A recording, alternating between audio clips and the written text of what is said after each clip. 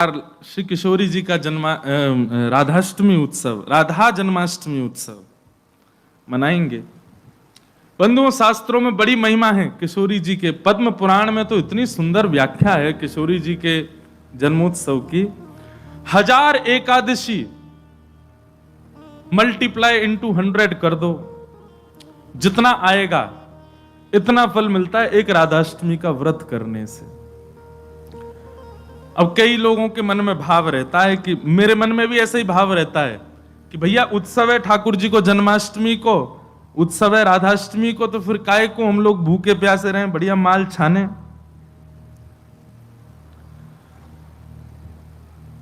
तो भाव तो रहता है, पर शास्त्रों में बड़ी महिमा है। व्रत करने का नियम मूलतः इस भाव से होता है कि भाई जब हम अन्न का सेवन नहीं करते हैं तो अन्न सेवन ना करने से आलस्य जाता है। अन्न सेवन ना करने से मस्तिष्क में, मन में नकारात्मक ऊर्जाएं नष्ट हो जाती हैं। फलाहार रहते हैं तो निश्चित ही है ऊर्जावंत होते हैं, तो ऊर्जावंत होंगे तो और बढ़िया उत्सव मनाएंगे। लेकिन बिल्कुल ही आहार ग्रहण नहीं करोगे तब तो फिर मतलब व्रत इसलिए करना है कि उत्सव में आपसे आपकी ऊर्जा पूरी लगे, आलस्य ना आवे, नकारात्मक भाव ना आवे, मन में कोई दुर्भाव ना आवे, इसलिए अन्न का त्याग किया जाता है। बाकी तो उत्सव में तो खूब पाओ धुआंधार, लेकिन व्रत करने से आपके उत्सव में बेहोशी आ रही है महाराज और बिना भोजन किए कुछ तो फिर उत्सव को भंग करने वाली बात हो जाएगी।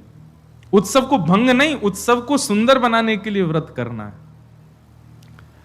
तो राधाष्टमी उत्सव पर इस बार व्रत निश्चित करो, हर बार ही करो। वैसे तो शास्त्रों में दशावतारों में 4 अवतारों के व्रत करने की आज्ञा दी है, रामनवमी और नृसिंह चतुर्दशी, कृष्ण जन्माष्टमी और वामन द्वादशी। लेकिन जब हम रामकृष्ण उपासक हैं तो हमारे भाव में रामकृष्ण दो एक हैं, ये दोनों भी एक हैं, और फिर इनकी आह्लादनी शक्तियां भी एक हैं।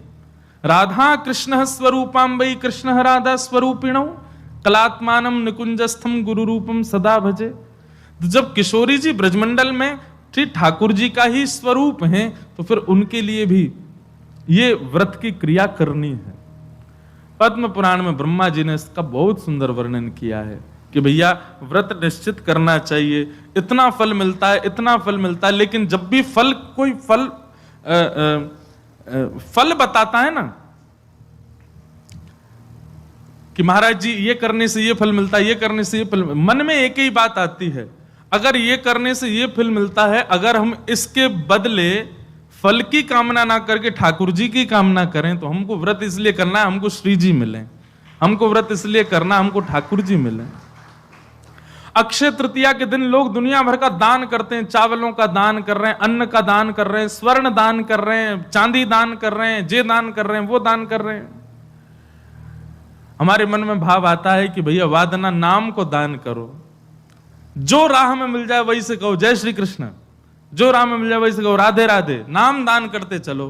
बोले क्यों? बोले अक्षय तृतीया को कछु दान करो तो अक्षय जाए, तो हम नाम दान करें, हम ठाकुर जी को भजन दान करें, अरे भक्ति दान करें, अपनी भक्ति अक्षय हो जाए, नाम अक्षय हो जाए, प्रेम अक्षय हो जाए, ऐसी अक्षय तृतीया मनाओ। तो कभी भी आपको किसी व्रत या किसी नियम के पीछे फल बताया जा रहा हो, सुन लिया करो, अच्छा इससे ये फल मिलता है, उस फल को गौर करके उस फल के स्थान पर किशोरी जी को विराजमान कर दो। हे किशोरी जी, हम राधाष्टमी को व्रत या मारे करेंगे कि हमको आपकी प्रेम लक्षणा भक्ति प्राप्त हो, आपको प्रेम प्राप्त हो, इसलिए हमको व्रत करना है। तो राधाष्टमी उत्सव इस बार भागवत कृपा निकुंज में गिरधर लाल जी का मनाया जाएगा। सुबह 9 बजे से क्रम रहेगा, 8 बजे द्वार खुल जाएंगे, आके बैठ जाना। 9 बजे फिर अभिषेक होगा, टीवी हम लगवा देंगे 2-4 ताकि लाल जी दिखें आप सबको, और फिर उसके बाद बधाई गायन उत्सव आदि चलेगा। 10-11 बजे तक का क्रम रहेगा, ज्यादा लंबा नहीं, छोटा ही क्रम रहेगा। और क्योंकि व्रत रहेगा तो केवल पंचामृत मिलेगा पीवे को, खावे को कछु ना देंगे हम।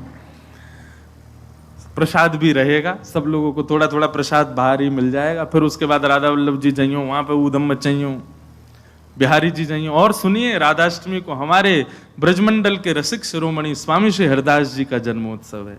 फिर तटीय स्थान जाना, तटीय स्थान जाकर के स्वामी जी महाराज को प्रणाम करके आना, वहां पर खूब निधिवन राज जाना, निधिवन में जाके स्वामी जी को प्रणाम करके आना। राधाष्टमी का उत्सव तो जन्माष्टमी से भी बड़ा होता हमारे ब्रजमंडल में। तो ऐसे राधाष्टमी का भाव। अब कई लोग पूछ रहे हैं कैसे क्रम होना चाहिए, तो देखो ठाकुर जी का जन्मोत्सव मनाया जाता रात्रि 12 बजे, पर किशोरी जी जो हैं ये उदिया भाव से प्रकट हुई, मतलब सूर्य उदय जैसे ही सूर्य की प्रथम किरण पड़ी है पृथ्वी पर, बस हल्के हल्के सूर्य उदय हुआ, तभी किशोरी जी का प्रादुर्भाव हुआ। तो एक प्रकार से नहीं सुन लो, ताली बाद में बजा ले। सुबह 4:30 बजे, 4-4:30 बजे आप सबको, अगर घर में किशोरी जी विराज रही हैं स्वच्छंद भाव से, तो किशोरी जी को अभिषेक करना। वैसे हम तो दोनों उनको ही कर दें, जन्माष्टमी पे भी युगल सरकार घर के ठाकुर जी जो हैं युगल राधा कृष्ण उनको करें, और राधाष्टमी पर भी दोनों उनको ही करें। अगर घर में केवल लड्डू गोपाल विराज रहे हैं, केवल ठाकुर जी मुरली मनोहर लाल जी विराज रहे हैं, त्रिभंगलली ठाकुर जी, तो भी उनको अभिषेक करो, उन्हीं को ही श्री जी स्वरूपा मान करके उनको अभिषेक करो। वैसे तो नियम ऐसा है कि जन्माष्टमी और राधाष्टमी को रात्रि भर जागरण करो, रात भर उत्सव करो, रात भर नाचो गाओ आनंद करो, किशोरी जी को प्रादुर्भाव होगो। और किशोरी जी वास्तव में शयनावस्था में हो, कमल के पुष्प ले आओ और सुंदर सुंदर कमल के पुष्पन के बीच में किशोरी जी के श्री विग्रह को विराजमान रखो, वही में ही पौढ़ाओ, क्योंकि ऐसा भाव शास्त्र में है कि कमल के मध्य से ही किशोरी जी प्रकट भई। तो कमल मध्य में किशोरी जी को विराजमान करो, घर पे ठाकुर जी हैं तो ठाकुर जी को विराजमान रखो। और प्रातः काल 4 बजे है तो महाराज शंखनाद करो, बधाई गायन करो, सुंदर घंटे घड़ियाल नगाड़े आदि बजाओ, वाके बाद में दीप प्रज्वलन करके किशोरी जी को प्रादुर्भाव करो। फिर वाके बाद पंचामृत अभिषेक करो, पंचामृत अभिषेक करवे के बाद में सुंदर किशोरी जी को श्रृंगार करो, श्रृंगार करवे के बाद भोग धराओ, भोग धरा करके फिर किशोरी जी की आरती करो। आरती करने के पश्चात फिर खूब नाचो, इतने नाचो हम तो अभी जयपुर में एक बात कह के आए, उत्सव तब तक मत मानो कि नाचते नाचते उत्सव करते करते डॉक्टर के पास नहीं जाना पड़ जाए। अगर आपको दवाई नहीं लेनी पड़ी तो समझो उत्सव मनाया ही नहीं आपने। शादी ब्याह होता है घर में, तो लड़की का जो भाई होता है या लड़की के पिताजी, लड़की के मामा, लड़की पक्ष के, लड़का वाले तो ऊधम करें, लड़की वाले इनकी कमर कसे, उनके जेब में 2-4 दवाई पड़ी रहती है, सिर दर्द की, पेट दर्द की। क्यों, हमारी तो बड़ी 3 बहनें, तो हमको पता है, एक दवाई रखी रहेगी, क्यों सिर दर्द हो रहा है, सो नहीं पा रहे हैं। तो तभी ब्याह माना जाता है जब पिता और भाई ये बिल्कुल श्रमित हो जाएं, तब लगता है हाँ ब्याह हुआ। श्रमित ही नहीं हुए तो क्या बात का ब्याह। ऐसे ही उत्सव में महाराज एक आनंद की बात करें, ये नहीं जबरदस्ती कि महाराज दवाई लेनी ही पड़ जाए। जब तक इतने श्रमित नहीं हो जाओ, इतने नहीं थक जाओ कि महाराज अब कुछ नहीं हो सकता हमसे, पस्त नहीं हो जाओ, तब तक नाचते ही रहो किशोरी जी के आगे, ठाकुर जी के आगे। खूब बढ़िया उत्सव करियो, खूब नाचियो, और फिर व्रत रखो पूरे दिन। किशोरी जी को खूब बढ़िया व्यंजन पवाओ, और पवा करके वो कोई को वितरण करो, कोई अपने काजे थोड़ा रख लो, दूसरे दिन जब नौमी लगे सो वाको पाओ प्रसाद रूप में, पर वह दिन व्रत रखो। और भैया नहीं रुको जाए तो पालियो, चकाचक पाओ, बोले हमारी श्री जी को उत्सव है हम तो पाएंगे, तो पाओ, कोई दोष भी नहीं। व्रत ना करने से पाप नहीं लगता है, पर व्रत करने से पुण्य बहुत होता है हमको, लेकिन पुण्य की नहीं, हमको किशोरी जी की कामना है। तो इस प्रकार, और फिर एक नियम सुनो, या तो संभावना बने तो सहस्त्र कमल, 1000 कमल, और 1000 कमल की भावना नहीं बने तो 1000 कोई भी पुष्प, लेकिन सकता है, पर व्रत करने से पुण्य बहुत होता है हमको, लेकिन पुण्य की नहीं, हमको किशोरी जी की कामना है। तो इस प्रकार, और फिर एक नियम सुनो, या तो संभावना बने तो सहस्त्र कमल, 1000 कमल, और 1000 कमल की भावना नहीं बने तो 1000 कोई भी पुष्प, लेकिन सुगंधित होने चाहिए, बिना सुगंध वाले नहीं। मोगरा के हो जाएं, हार श्रृंगार के हो जाएं, गुलाब के हो जाएं, और यदि व्यवस्था बन जाए तो कमल 1000 हो जाएं। किशोरी जी के अभिषेक के बाद, आरती करने के बाद, सब आरती आदि पूजन किशोरी जी को भोग लगाने के बाद, फिर उसके बाद 1000 कमल से श्री चरणों की अर्चना करो। अब अर्चना में तो कई लोग ऐसा भाव रखेंगे कि राधा सहस्त्र नाम गाओ, राधा सहस्त्र नाम से 1000 कमल चढ़ाओ, पर हमारी भावना ऐसी, गोपाल सहस्त्र नाम से चढ़ाओ, गोपाल जी के नाम से एक एक कमल ठाकुर जी, क्योंकि भैया धन धन राधिका के चरण,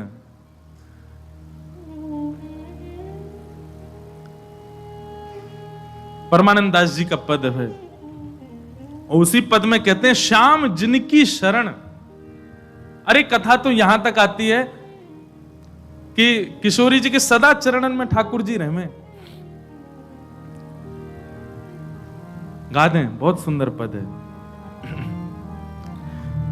धन धन राधिका के चरण, धन धन राधिका के चरण, धन धन राधिका के चरण, धन धन राधिका के चरण, धन धन राधिका के चरण, धन धन राधिका के चरण, धन राधिका सब लोग गाओ। चरण, धन धन राधिका के चरण। कैसे हैं चरण? परम शीतल अति कोमल, परम शीतल अति कोमल, परम शीतल अति कोमल, परम शीतल अति कोमल, कमल के सेवरण, धन धन कमल के सेवरण, धन धन कमल के सेवरण, धन धन कमल के सेवरण, धन धन राधिका के चरण, धन धन राधिका के चरण, धन धन राधिका के चरण,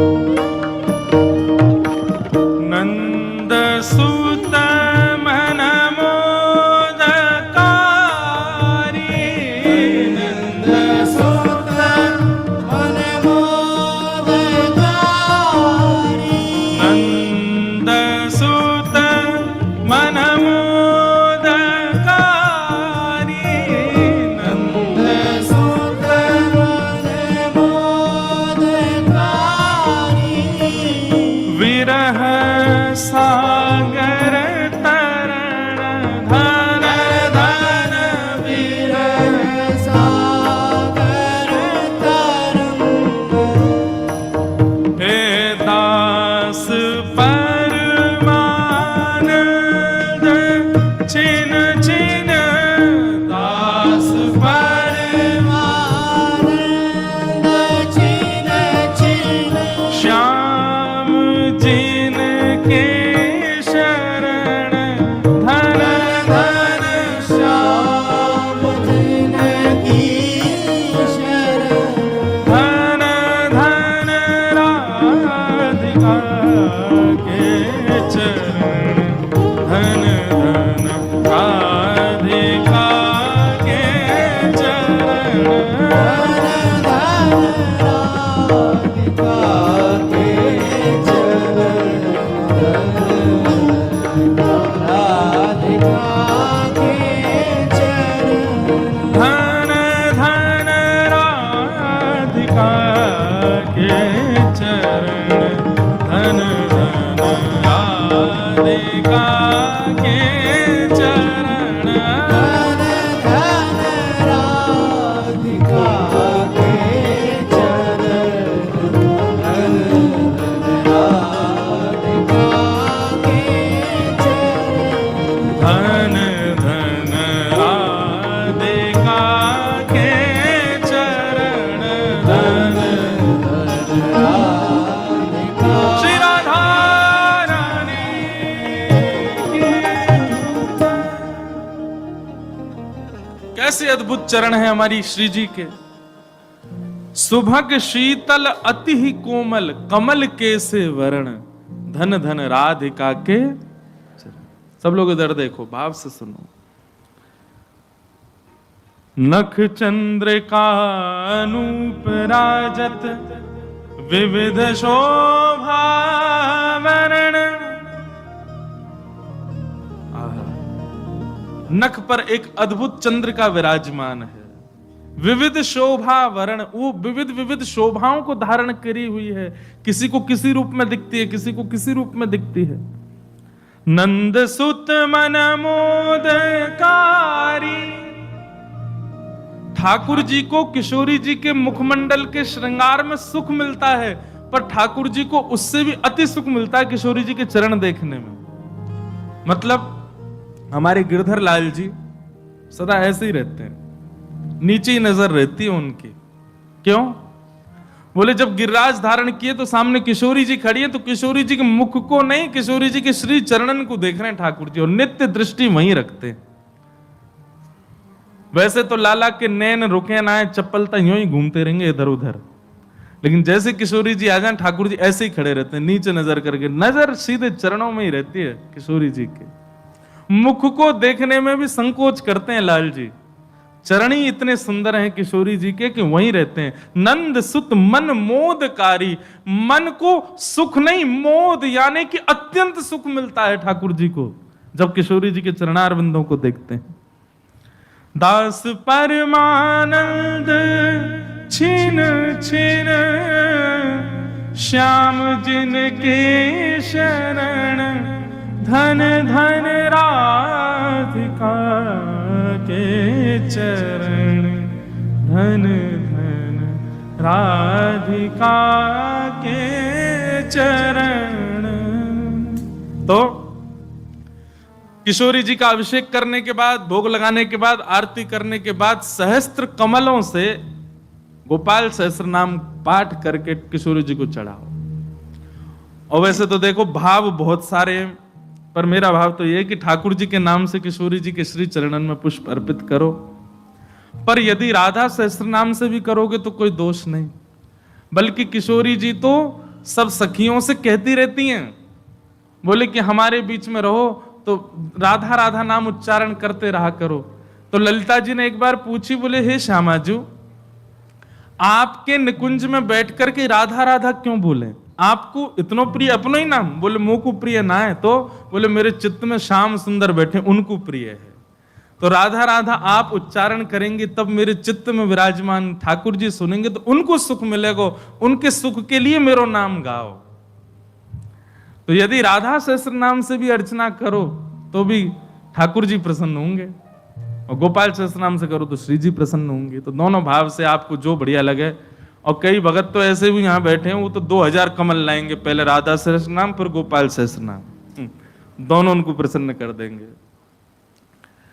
तो इस प्रकार किशोरी जी का भाव रखना और फिर पूरे दिन बढ़िया उत्सव मनाना।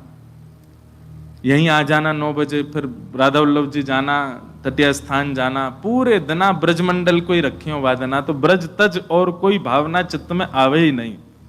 ऐसा भाव किशोरी जी के जन्मोत्सव पर रखिएगा।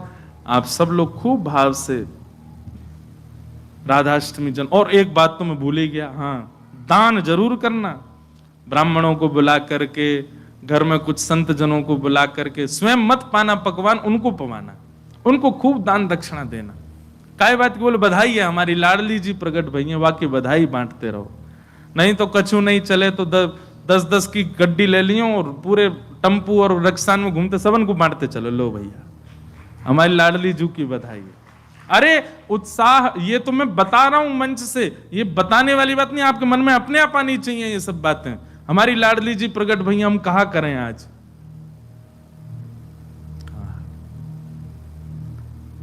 सब मत हैं हमारे शास्त्रों में कि भैया ठाकुर जी से 1 वर्ष बड़ी हैं लाडली जी। कई भाव ऐसे बताए जाएं कि 1 साल बड़ी हैं, और कई भाव ऐसे बताए जाएं 15 दिन छोटी हैं। पर अधिकतर ब्रजवासी 15 दिन छोटी वारो भाव ही माने। लाडली जी नेक छोटी हैं लाडली ठाकुर जी सो।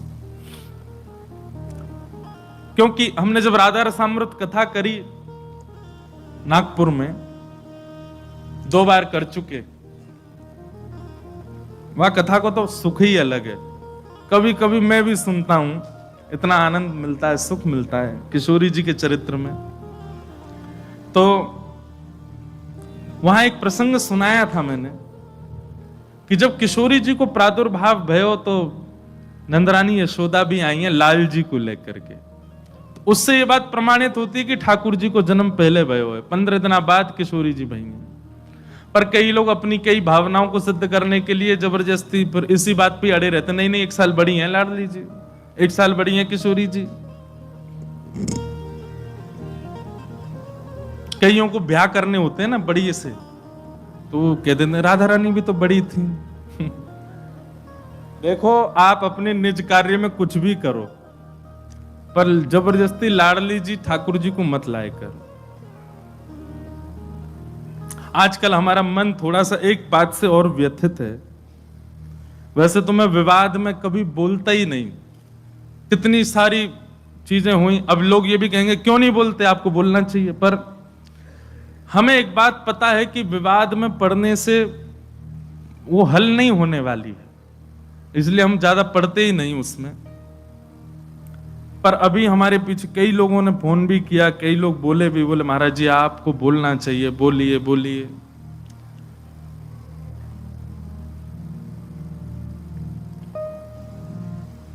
अभी कुछ जो हमारे आजकल के लोग हैं ना, कुछ वेस्टर्न कल्चर को फॉलो करने वाले, अब वो वृंदावन की तरफ रुझान तो रखते हैं, पर रुझान किस लिए रखते हैं, उसमें भी व्यापारी दिखते हैं।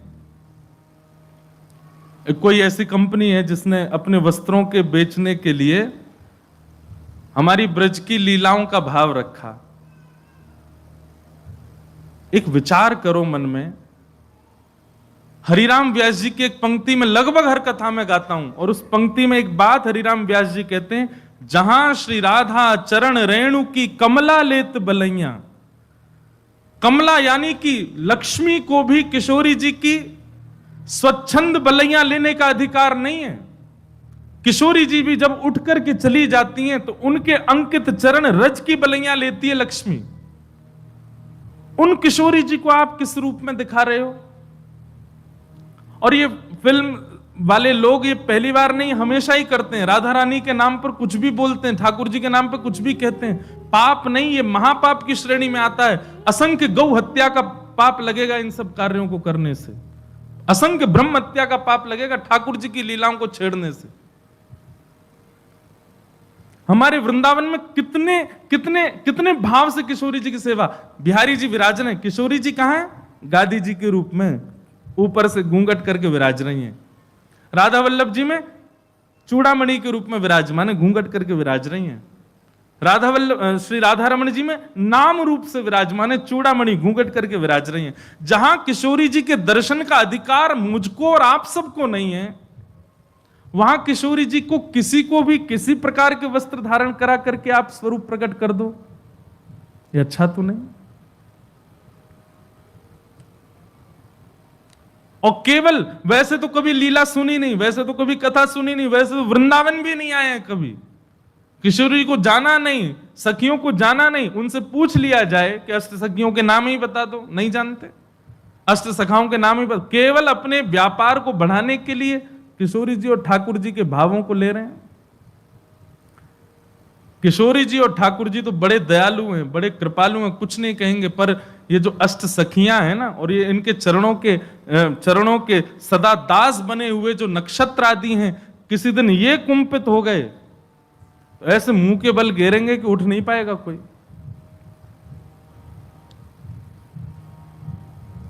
हम प्रार्थना ही कर सकते हैं कि भैया इस प्रकार की ठाकुर जी के भावों को छेड़छाड़ मत करो। हमारे वृंदावन में 40-40, 50-50, 60-60 साल व्यतीत कर देते हैं महापुरुष, मधुकरी पाते हैं, यमुना जल में स्नान करते हैं, सर्दी गर्मी कुछ भी हो फिर भी भोर में मंगला करने के लिए जाते हैं। इतना शुद्ध भाव ठाकुर जी और किशोरी जी के प्रति रखते हैं, तब भी जाकर के राधा तत्व को पहचान नहीं पाते। और आप लोग कभी कथा नहीं सुनते, कभी लीलाएं नहीं जानते, कभी वृंदावन नहीं आए, और सीधे केवल अपनी वस्तुओं को बेचने के लिए ठाकुर जी का आश्रय लेते हैं। जितने भी युवा श्री किशोरी जी के आश्रित हैं, जितने भी युवा वृंदावन से जुड़े हैं, बड़े बूढ़ों को हम तंग नहीं कर रहे, युवाओं से कह रहे हैं, जितने भी युवा वृंदावन से जुड़े हैं, जितने वृंदावन के भाव से जुड़े हैं, वृंदावन का प्रसाद एक बार भी जिह्वा पर धारण किया है, किशोरी जी का नाम उच्चारण करते हैं, उर्दपुंड ब्रजरज अपने माथे से लगाते हैं,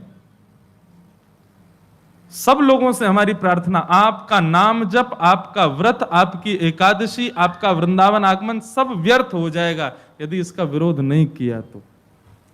किशोरी जी के भाव में सब लोग आगे आइए।